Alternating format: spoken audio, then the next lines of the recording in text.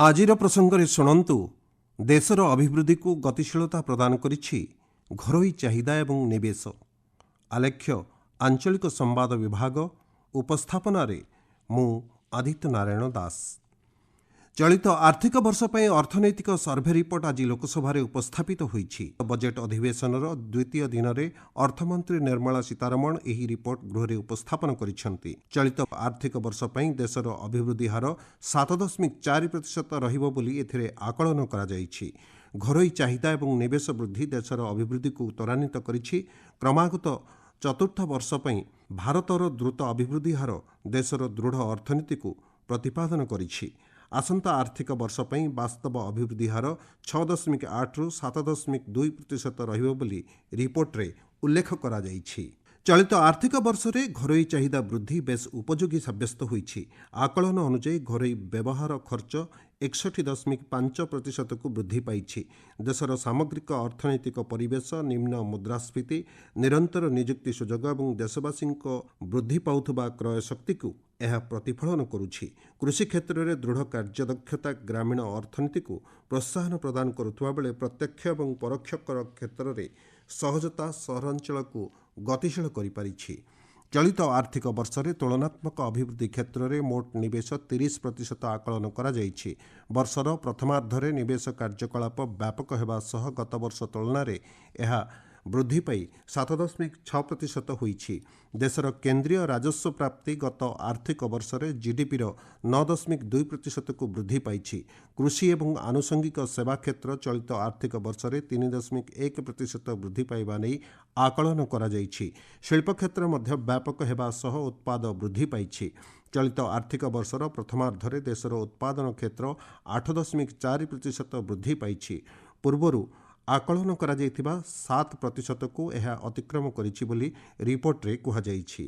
ଆବଶ୍ୟକତା ତଥା ଅଭିବୃଦ୍ଧି ଯୋଗୁଁ ମୁଦ୍ରାସ୍ଫୀତିରେ ଉଲ୍ଲେଖନୀୟ ହ୍ରାସ ପରିଲକ୍ଷିତ ହୋଇଛି। ଘରୋଇ ମୁଦ୍ରାସ୍ଫୀତି ଗତ ଏପ୍ରିଲରୁ ଡିସେମ୍ବର ମଧ୍ୟରେ ହାରାହାରି 1.7% ରହିଥିଲା। ଆର୍ଥିକ ବର୍ଷ ମଧ୍ୟରେ ମୋଟ ଟିକସ ରାଜସ୍ୱ ସଂଗ୍ରହ ନିରନ୍ତର ରହିଥିବାର ଜଣାପଡ଼ିଛି। ଗତ ନଭେମ୍ବର ସୁଦ୍ଧା ପ୍ରତ୍ୟକ୍ଷ ଟିକସ ସଂଗ୍ରହ ବଜେଟ୍ର ବାର୍ଷିକ ଲକ୍ଷ୍ୟର 53%ରେ ପହଞ୍ଚିଥିଲା। ନିମ୍ନ ମୁଦ୍ରାସ୍ଫୀତି ଏବଂ ଆମଦାନୀ ଅସ୍ଥିରତା ସତ୍ତ୍ୱେ ପରୋକ୍ଷ ଟିକସ ସଂଗ୍ରହ ମଧ୍ୟ ଦୃଢ଼ ରହିଥିବା ଜଣାପଡ଼ିଛି।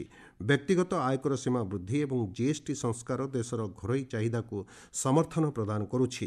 ବିଶ୍ୱ ବାଣିଜ୍ୟ ଅନିଶ୍ଚିତତା ମଧ୍ୟରେ ଦେଶର ମୋଟ ରପ୍ତାନି ଚଳିତ ଆର୍ଥିକ ବର୍ଷରେ ରେକର୍ଡ 825.3 ବିଲିୟନ ଆମେରିକୀୟ ଡଲାରରେ ପହଞ୍ଚିଥିବା ବେଳେ ଚଳିତ ଆର୍ଥିକ ବର୍ଷ ମଧ୍ୟ ସମଗତି ଧାରା ନିର୍ବାହ କରୁଛି।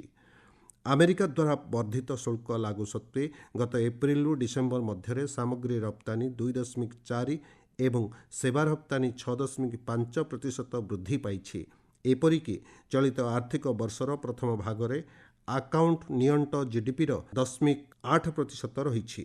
ବ୍ରିଟେନ୍, ଓମାନ ଏବଂ ନ୍ୟୁଜିଲାଣ୍ଡ ସହିତ ମୁକ୍ତ ବାଣିଜ୍ୟ ଚୁକ୍ତିନାମା ତଥା 3 ବର୍ଷର ଆଲୋଚନା ପରେ ୟୁରୋପୀୟ ସଂଘ ସହିତ ସଦ୍ୟ ସମାପ୍ତ ହୋଇଥିବା ମୁକ୍ତ ବାଣିଜ୍ୟ ଚୁକ୍ତିନାମା ଦେଶର ବିଭିନ୍ନ କ୍ଷେତ୍ରରେ ବାଣିଜ୍ୟ ରଣନୀତି କ୍ଷେତ୍ରକୁ ପ୍ରୋତ୍ସାହନ ପ୍ରଦାନ କରିବ। ବୈଶ୍ୱିକ ପରିସ୍ଥିତି ସତ୍ତ୍ୱେ ଦେଶର ଅଭିବୃଦ୍ଧି ଆଶାଠାରୁ ଅଧିକ ରହିଥିବା ସର୍ଭେ ରିପୋର୍ଟରେ ଉଲ୍ଲେଖ କରାଯାଇଛି। ଆମେରିକା ସହିତ ଚାଲିଥିବା ମୁକ୍ତ ବାଣିଜ୍ୟ ଚୁକ୍ତିନାମା ସଂକ୍ରାନ୍ତ ଆଲୋଚନା ନିବେଶର ଅସ୍ଥିରତା ଏବଂ ଶୁଳ୍କ ବୃଦ୍ଧି ଆଧାରିତ ଆହ୍ୱାନଗୁଡ଼ିକର ସମାଧାନ ଦିଗରେ ସହାୟକ ହୋଇପାରିବ। ଦେଶରେ କାର୍ଯ୍ୟକାରୀ ହେଉଥିବା ନୂତନ ଶ୍ରମ ସଂହିତା ନିୟାମକ ଢାଞ୍ଚାରେ ଏକ ଗୁରୁତ୍ୱପୂର୍ଣ୍ଣ ସଂସ୍କାରକୁ ପ୍ରତିଫଳନ କରୁଛି। 29ଟି କେନ୍ଦ୍ରୀୟ ଆଇନକୁ 4ଟି ଶ୍ରମ ସଂହିତାର ଏକୀକୃତ କରାଯିବା ଦ୍ୱାରା ଅନୁପାଳନର ସହଜତା ଏବଂ ଶ୍ରମ ବଜାରରେ ବ୍ୟାପକତା ପରିଲକ୍ଷିତ ହେଉଛି। ଶ୍ରମଶକ୍ତିର ଏକ ବ୍ୟାପକ ବର୍ଗ ପାଇଁ ମଜୁରୀ, ବୃତ୍ତିଗତ ଏବଂ ସାମାଜିକ ସୁରକ୍ଷାକୁ ସୁନିଶ୍ଚିତ କରିପାରିବ। ନିଯୁକ୍ତି ଆଶାୟୀ ଏବଂ ନିଯୁକ୍ତିଦାତାଙ୍କ ମଧ୍ୟରେ ସମନ୍ୱୟ ରକ୍ଷା ମାଧ୍ୟମରେ ଏଭଳି ସଂସ୍କାରମୂଳକ ପଦକ୍ଷେପ ଶିଳ୍ପ କ୍ଷେତ୍ର ପାଇଁ ଗୁରୁତ୍ୱପୂର୍ଣ୍ଣ ସାବ୍ୟସ୍ତ ହେବ। ବିଶ୍ୱ ଅନିଶ୍ଚିତତା ମଧ୍ୟରେ ଦେଶରେ ଏଭଳି ଅଭିବୃଦ୍ଧି ଅର୍ଥନୈତିକ ବିକାଶକୁ ପ୍ରତିଫଳନ କରୁଛି।